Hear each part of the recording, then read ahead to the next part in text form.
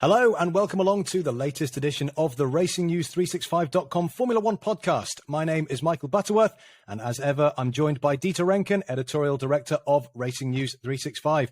Dieter, welcome to the show. We're recording this on the Monday after the Brazilian Grand Prix. Interlagos always seems to throw up exciting and controversial races. This weekend, we had a maiden pole position. We had a maiden race win. We've had arguments over team orders. We've had a clash between the 2021 title rivals. How did you enjoy this weekend? We had absolutely everything distilled into 3 days. You know, if Formula One was this throughout, which unfortunately in sport never happens, but if we had this sort of thing every second weekend, I mean, Formula One would be right up there in the popularity ratings. It really was tremendous. And I think, to me, the biggest irony, of course, is the fact that the previous weekend we had this big razzmatazz thing in Las Vegas, where Liberty is obviously throwing enormous amounts of money. Just think about it, $240 million simply to buy a piece of land to build a paddock. That's the amount of money that's being thrown at it. And here we go to this sort of ancient circuit celebrating 50 years since it joined the calendar, and it delivers absolutely everything that any fan could ever want. I mean, I think that is a lesson for Liberty big time. It sort of reminds me a little bit of Silverstone as well, when, you know, you have all these hundreds of millions of dollars being spent on these new facilities and all state of the art and everything. And yet the best piece of racing we probably had was on a track which has a history going back 70 years to a World War II airfield. Absolutely. And, you know, I think there is this lesson, as I said. And, you know, the other lesson is that generally where we have a circuit that follows natural contours, we have superb racing, a superb spectacle, superb viewing. We see it in Austria, for example. We see it in Spa. We see it in Budapest. We see it the Nürburgring. We see it in Interlagos. And yet, for some reason, Formula One persists in chasing street circuits, which are generally flat. I know there are exceptions. Example, Monaco's got some ups and downs. But generally, if we look at Miami, absolutely flat. And featureless. And, you know, really, I think that we need to consider exactly where Formula One goes. Well, talking about the amazing spectacle that we saw in Sao Paulo, it was an unbelievable weekend for George Russell, our latest Formula One Grand Prix winner, the second debut Grand Prix winner this year after Carlos Sainz, who won that amazing race at Silverstone. An amazing performance all weekend, I thought, from Russell. He hounded Verstappen in the sprint. He overtook Verstappen to take the sprint win. That meant that he started on pole position for the race. It was a lights to flag win. He was never really truly threatened. He always had the measure of Lewis Hamilton. Even when Mercedes said, well, we're going to let you race, we're not going to settle for the 1-2, he dealt with the pressure of 2 safety car restarts. How did you rate this weekend from George Russell? Oh, absolutely superb. I mean, the only blot on his copybook, in my opinion, was, of course, in qualifying when he lost it, causing the red flag. And I am admittedly surprised that the stewards didn't dock him his fastest lap as a sort of a punishment, because that was a blot. However, for the rest, absolutely superb. Very, very mature drive. The sort of drive that we've all been expecting from him since he subbed for Lewis Hamilton in Bahrain back at the end of 2020.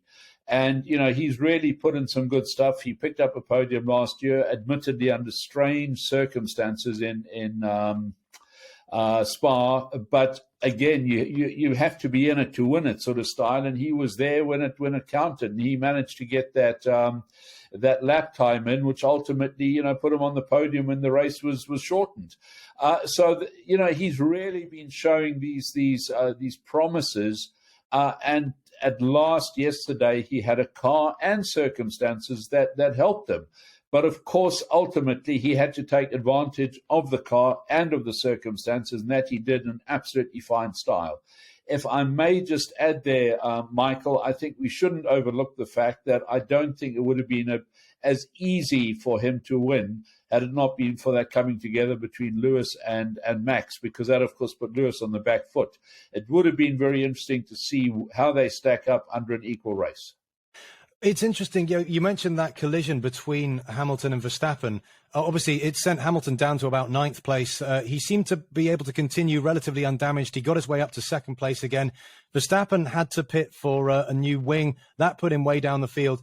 Do you think if that collision hadn't happened between Hamilton and Verstappen, which one of those two drivers would have been the bigger threat to Russell? Because it felt like for the first time this year, Mercedes might have had the faster car over the course of the weekend. Verstappen notably struggled with tyre deg, especially in Saturday's sprint, fell back down to 4th place. And it looked for the first time that Mercedes have finally got back to the front of the field.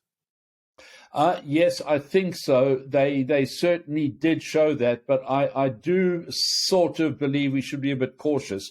We have seen Mercedes show sort of the odd, very, very good, strong turn of speed, only to flatter to deceive the next time out. And, I don't know whether this was maybe circuit specific. It's a peculiar circuit, this, because it's a combination of some tight stuff, of some long sweeping corners, etc. And, of course, it was very much tyre dependent, and the Red Bulls did battle on their tyres. So does this mean that Mercedes is back? For the entire team in Brackley and the engine supply in Brixworth, I sincerely hope so, but I do sort of counsel a bit of caution. Let's see what happens with Abu Dhabi, but above all, let's see what happens with next year's car. Let's not forget that this concept hasn't been that successful. Therefore, I would imagine that they would have to rethink the entire concept. Let's see what they come up with. Well, of course, for next year, we've got a continuation of the new regulations that came in for this year. Everybody's got brand new cars for this year.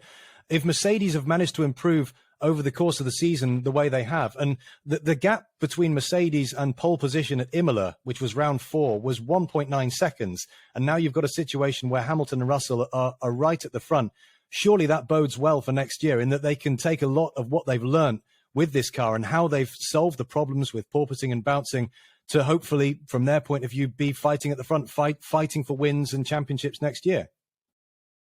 Absolutely, and I think the sort of change in regulation in terms of ride height, etc., does make it a lot easier for them. All I'm saying is that we shouldn't really take one race in 21 and say, oh, well, they've got it all sorted.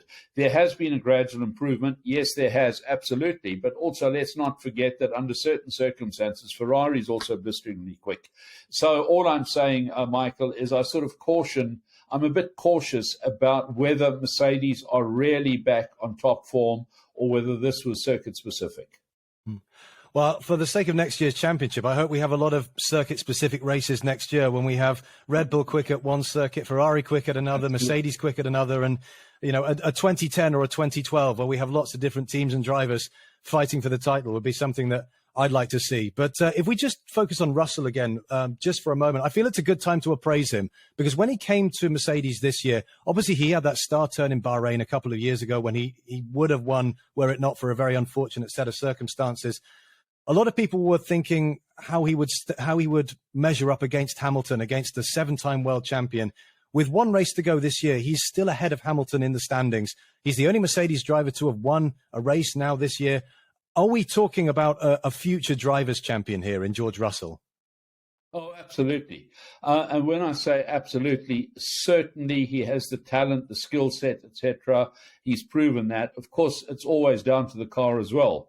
We would have thought going back, Max's career, we thought that Max would be world champion a lot sooner than he was, because that, again, was down to the car. Ditto with Charles Leclerc. So fundamentally, yes, I do believe that George Russell has got all the ingredients to be a world champion. But to do that, of course, he needs the right car and the right team. And as I said earlier on, let's hope that Mercedes do have it together for next year or certainly the year thereafter.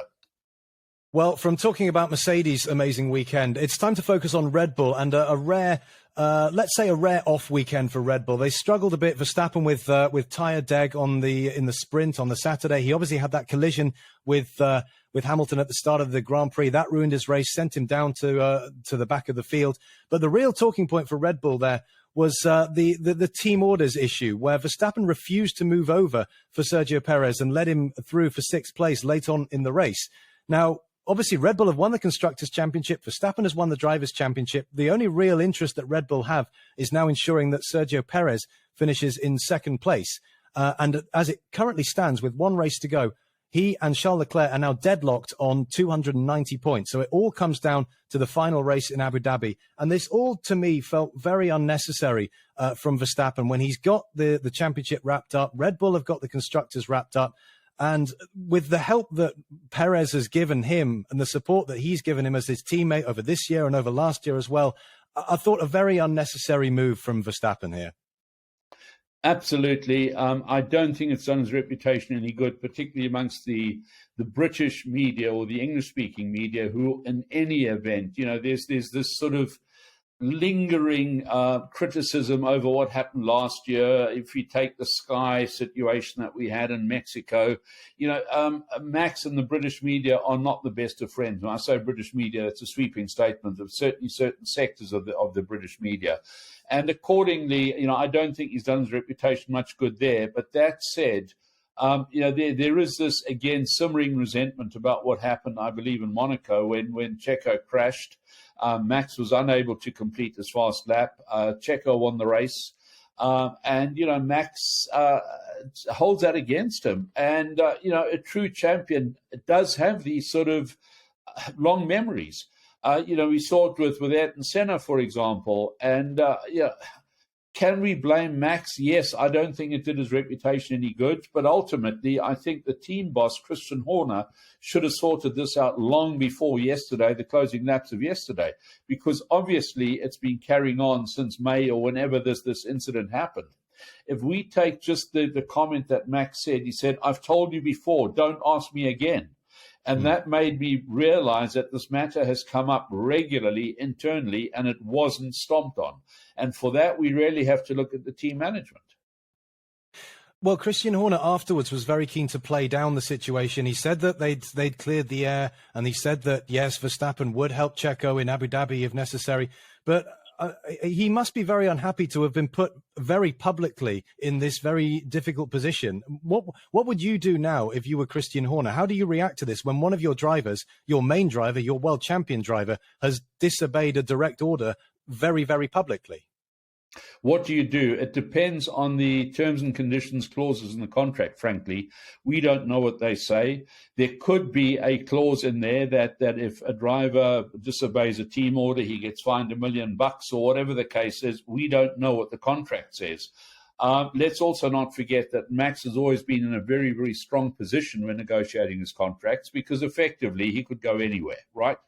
And he's played along with Red Bull since the start of his career. But even then, his father, Jos, his manager, Raymond, sort of played off Mercedes versus Red Bull. They spoke to Ferrari. They've consistently, they had him elevated from what was then Toro Rosso, now AlphaTauri, to the main team very quickly, very unexpectedly. He delivered. Of course, he won the first race with Red Bull. But ultimately, they've always been in a very strong negotiating position. Unlike other drivers at Red Bull who came through the development ranks, Max was effectively ready for Formula One when he joined Red Bull, and therefore they've been able to dictate the terms. We don't know what the contract says. And equally, one also, even if the contract says he can be fined $1 million, I don't think Christian would go out there and say, we fined Max $1 million for this. So we don't know, but I think it's important that the team stomps on this once and for all. I think that's the most important thing, because it could rear its head again next year, particularly if Mercedes get their act together properly. Who knows? They will need the team game, and you can't afford to have these sort of lingering resentments. Yeah, talking about the team game, Perez was understandably very unhappy afterwards, and he commented to Mexican media, Verstappen has 2 titles because of me, because of the support that he felt that he had given him over the last couple of years. The obvious example is Abu Dhabi last year, where Perez went out of his way to hold up Lewis Hamilton, held him up for about 8 to 10 seconds, and that ended up being crucial because it meant that when the late safety car happened, Hamilton was not a pit stop ahead of Verstappen, wasn't able to pit for those new tyres, and then we all know the rest. So it's very likely that if Perez hadn't held him up that much, Hamilton would have been world champion last year instead of Verstappen. But I wonder, you were talking about Verstappen being in a very strong position when he's negotiating his Red Bull contracts, and conversely, Perez was in a very weak position because when he came into the team at the end of 2020, when they decided to dispense with Alex Albon, he was being turfed out of Racing Point because they wanted to take on Sebastian Vettel. And it was only because Albon was struggling and a combination of Perez's form and availability and presumably affordability as well, because he wouldn't have been able to dictate very excessive terms. So I wonder if those, when he signed on for Red Bull, he was already signing on at what was Max's team. And I know he signed a new contract at the beginning of after Monaco or around Monaco. Maybe there were slightly different terms after that, but surely the team was already very much coalesced around Verstappen, and Perez is there just to support him and just to be the second driver. Absolutely. And, I think that this is the important thing, that Checo is actually there in a support role. I do believe that there is a tacit agreement, certainly, that he does need to move aside. So, from that perspective, certainly the onus is upon Checo to help Max. For him to say that Max is a double world champion because of me, I think is a bit of a stretch. I think that last year, undeniably, he did help Max, absolutely. And, if we look at how finely poised the championship was at the end, I think without Checo's help, I don't think Max would have come out ahead of Lewis, regardless of the sort of circumstances. Now, if we look at this year, I believe that there have been three situations where Checo has either moved aside or facilitated some Max advantage, so to speak. But I don't believe that he made the difference between Max being world champion or not being world champion. What I do believe happened is that he made the difference between Max being world champion in Japan on Honda home soil, and later on in the season, yes, absolutely. But I think it's a foregone conclusion that Max would have been world champion. It's that simple, regardless of Checo's helping. But of course, Honda should actually thank Checo because, of course, he made the championship, the title possible on home soil in Japan at Suzuka.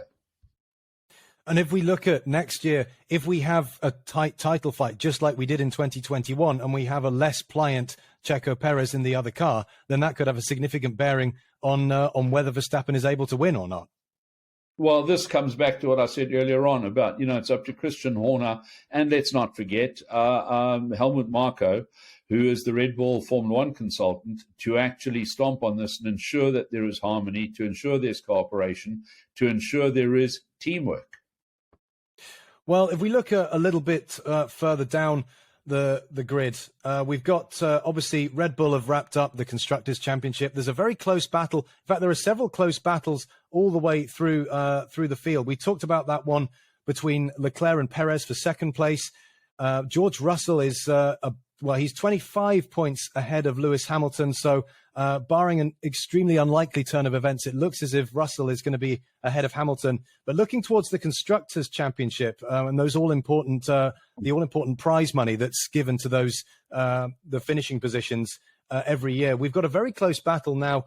Mercedes with that 1-2 finish, they're on 505 points. Ferrari on 524 points. We've been saying sort of all season long that Mercedes are just sort of staying within striking distance, even though Ferrari have had the faster car because of all those issues with reliability, with driver error that Ferrari have had.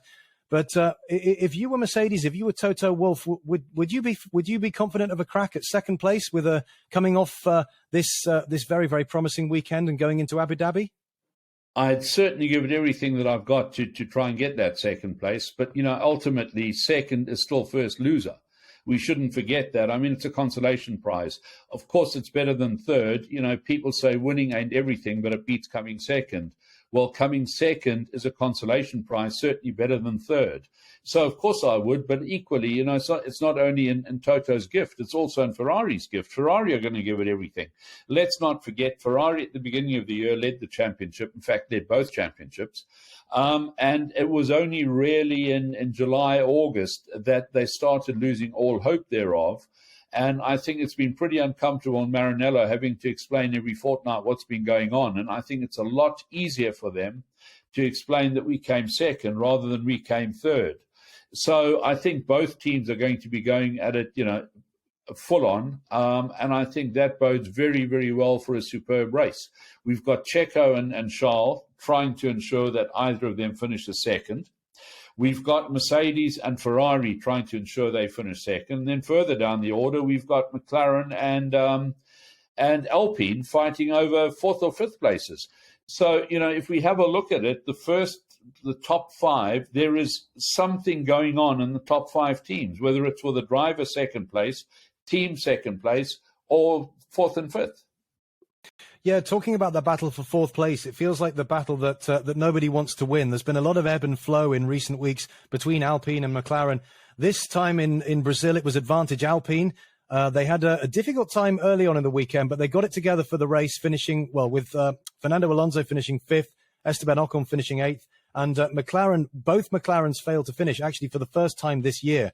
So the advantage now is Alpine on 167 points, McLaren on 148. So there's a 19-point swing that McLaren have to make up. And if we assume that the top three teams are going to be occupying the top six places, it looks as if it's very much advantage Alpine in the battle for fourth place. Absolutely, but let's not forget in Formula One, advantages can change so quickly. All it needs is, two drivers colliding. We saw it happen almost on Saturday. Well, we saw it did happen, but it didn't put them out. Fundamentally, and also let's not forget that both Daniel Ricciardo and Lando Norris both had little skirmishes of their own yesterday in the main race. So, fundamentally, these things can happen at any stage throughout. And all it needs is for argument's sake, the two Alpines to clash in turn one. And the McLarens finish in fifth and sixth or whatever, and they've got it. So, fundamentally, I don't think we should take anything as a foregone conclusion. But as you correctly say, it appears as though nobody wants this fourth place. They sort of remind me of two over-polite gentlemen arguing about who should go through the door first. And, they just can't seem to make up their mind. I mean, as you say, Alpine were on the back foot on Saturday. Everybody thought that they'd literally gifted McLaren, if not the place ahead of them on the classification, certainly brought them close. And of course, what happened yesterday, within a couple of laps, both McLarens had been involved in crashes. So it's going to be very, very difficult to read it. There is, of course, another fact, and that's Fernando Alonso, who seems to be literally counting down not the days but the seconds to leaving that team.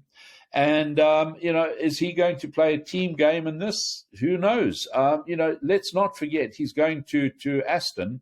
The less money he can insure for Alpine, the less of a title rival they're going to be for him. And, Fernando sometimes thinks in some strange ways. Yeah, Fernando, he seems to be intent on leaving a team in Formula One on bad terms once again after having left under a cloud twice at McLaren, also at Ferrari. And there was certainly nothing polite about him and Ocon in Saturday's action in Sao Paulo. But to be fair, he had a very, very good race, finished fifth. Ocon finished eighth. And it does appear, well, barring a set of extraordinary circumstances, Alpine certainly very much with the advantage there as we head into Abu Dhabi.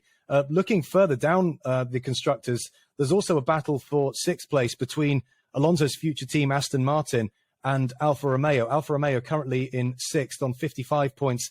Aston Martin there in seventh, just on 50 points. And a bit of a missed opportunity for Aston Martin, I feel, because Sebastian Vettel was going very, very well in the main race, was up to fifth place at one stage and going very well. But he lost out when, during one of the safety car periods, a lot of other drivers got cheap pit stops. He fell out of the points. Lance Stroll, his teammate, did manage to finish 10th. But significantly in that battle for sixth place, Valtteri Bottas took ninth place for Alfa Romeo. The second time in a row that he's finished in the points, and a very welcome fillip for Alfa Romeo because Aston Martin were climbing inexorably up. Alfa hadn't scored a point or had scored very few points for a long time. But going into that final race in Abu Dhabi now, Alfa Romeo very much with the advantage over Aston Martin. Absolutely. And, I think that Alfa Romeo had sort of missed some opportunities all the way through. Yes, they were involved innocently in some crashes. I mean, Fred Vasseur at one stage sort of said, well, we've had some bad luck. And then there was Latifi, referring to some accidents with Nicholas Latifi. But ultimately, I think that their bad run has now turned and that Aston seem to be in the bad run. Yes, they've had some good, solid performances, but somewhere something has always sort of conspired to prevent that strong result. And, of course, the situation between Lance Stroll and Sebastian during the sprint race didn't help matters either, when Lance forced Sebastian off and got a penalty and whatever else. So, ultimately, I think that Aston Martin is not yet a fully cohesive team. Of course, they've got a lot of upheaval in their recent history. The Force India Racing Point, Aston Martin changeover. There have been some new faces coming in, a lot of new faces. And I think the team is busy consolidating. And because of that, in the interim, they sort of let the ball drop every now and then. As far as Sauber is concerned, we know, of course, that they are operating well under the budget cap. And accordingly, they don't quite have the sort of development funds that they would need. And because of that, I think they've been sort of a bit hamstrung recently. But it appears yesterday's performance from Valtteri was certainly very, very, very good. And just allow me to add there for our readers, we've been talking Alfa Romeo and Sauber. The team, of course, is Sauber, but it races under the Alfa Romeo livery. So the cars are built in Switzerland, etc., use Ferrari engines, but are painted up as Alfa Romeos. Yeah, Alfa, they did very well at the start of the season because they were one of the few teams that actually managed to get down to the weight limit. Everyone else, well, a lot of other teams really struggling to hit that weight limit with these new cars. And Alfa Romeo really took advantage. But I think as the season wore on, a lot of the other teams made some developments, managed to shed a bit of weight, and that contributed to Alfa falling down the field a little bit. But nevertheless, they've got that 5-point advantage as we head into the final round of the season in Abu Dhabi. And if we look a little bit further down the field, Haas say that they're going to announce their second driver for next year before the Abu Dhabi Grand Prix weekend. The only drive still available on the grid. It's widely expected to be either Mick Schumacher, who's currently there, or Nico Hülkenberg coming back. Who's your money on, Dieter? I think it's 50-50, frankly, and that's not a cop-out. I've had a look at it, and I've said to myself, what does Mick bring to the table? Yes, of course, he brings a Schumacher name. Yes, we know that he's got strong, solid support in Germany. I mean, they've got some sponsors behind them. The Schumacher family itself is, of course, rather wealthy and influential. They are linked to Ferrari, which is Haas's engine supplier. So I can see that there is an element that says, let's try and retain Mick. The other side says, well, he's been with us for 2 years. He hasn't really put together a sparkling weekend from start to finish during that period. If we have a look at this weekend, for example, it was glaringly obvious that something was wrong at the back end because there was Mick at the tail end of the grid, and at the sharp end was Kevin Magnussen in the identical car. And it's not as though Mick had any engine failure or whatever. He was there because of his own lack of confidence in wet running. So I don't blame Günther and Gene Haas, the team owner, for looking at this and saying, who do we actually stick into the second car? Equally, one has to question, is Nico Hülkenberg, 35 years old, never been on a podium, in fact, holds a record for that, has always been very, very fast, but suspect under pressure. The few times that he's been in the running for a podium, he's somehow managed to lose it. So accordingly, I think Günther's in a very, very difficult situation. What does he do? Take the driver he knows at the moment, one who does bring some tacit Ferrari support, or does he go and take a veteran who could be a safe pair of hands, but doesn't really have sparkling form? Very, very difficult situation.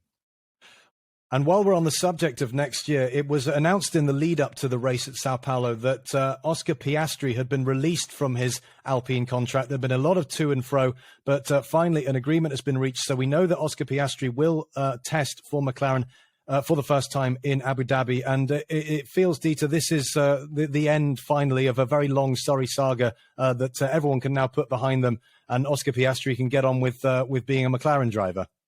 Yeah, absolutely. But I think if we have a look at it, it's actually been a case of dominoes falling because of the number of driver movements and changes. And, we've got Fernando Alonso going to Aston Martin. We've got Nick de Vries coming into AlphaTauri. So Gasly goes across to Alpine, etc. So we've had these dominoes falling. And in real terms, what has happened is that Daniel Ricciardo is moving out. So McLaren say, well, who do we want to put into the car for testing? Well, obviously, they'd like to put the driver that they've hired for next year, Oscar Piastri. Now, Piastri is effectively still under contract to Alpine at the moment. However, they turn around and they say, well, we'd like to test Pierre Gasly because he'll drive for us next year. So they go to AlphaTauri and they say, "Would you release him?" And they say, "Well, only if we can get Nick de Vries released by Mercedes because we're running him next year," and so on and so forth. So it's been a matter of dominoes just sort of falling over into place. And it's going to be very, very interesting to see what happens because, of course, Fernando then will be testing for Aston Martin, Piastri for McLaren, Gasly for Alpine, and, of course, Nick de Vries for AlphaTauri. So, we've got all this movement. Let's also not forget that these post-Abu Dhabi tests are one day on the Tuesday, 2 cars subject to the team running a rookie driver in the second car. So there'll be full-on Pirelli tyre tests, but equally they can run 2 cars if they've got a rookie in the second car. And that means, of course, that McLaren get the advantage because they can run Piastri. It also means that AlphaTauri have an advantage because they can run Nick de Vries, who are both rookies, of course.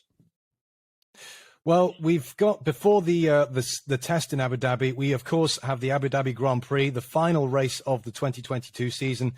I doubt whether it will live up to the excitement and drama that we saw on the very last lap of last year's race. But with one race yet left to go this year, what are you expecting to see from Abu Dhabi, Dieter? Well, I think we'll see at the sharp end, we'll see Ferrari and Mercedes going at each other, obviously, because of that crucial second place, because that actually makes a big difference to their earnings. We're going to see Charles and Checo go head-to-head, because obviously there's a lot of pride at stake.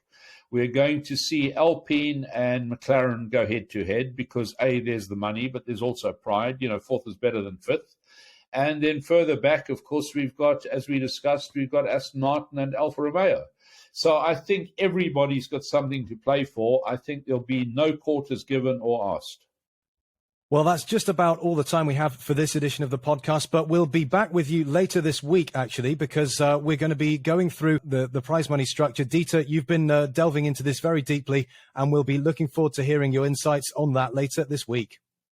Absolutely. That's in order to illustrate exactly why it is crucial to finish second rather than third or fourth rather than fifth, et cetera, down the order. There is a lot at stake, and we'll be revealing as much as we've been able to obtain later on this week. It hasn't been an easy process because obviously Formula One's finances are far from transparent.